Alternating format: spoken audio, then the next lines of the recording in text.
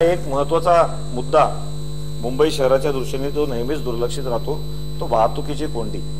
अध्यक्ष महोदय, या वाहतुकीच्या कोंडीसाठी अनेक गोष्टी आपण निश्चितपणे करतोय।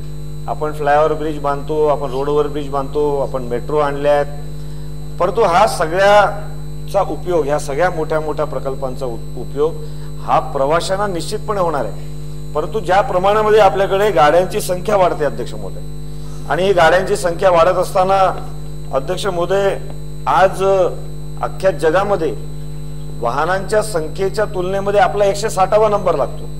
1000 व्यक्तींच्या मागे 32 गाड्या आपल्याकडे आहेत।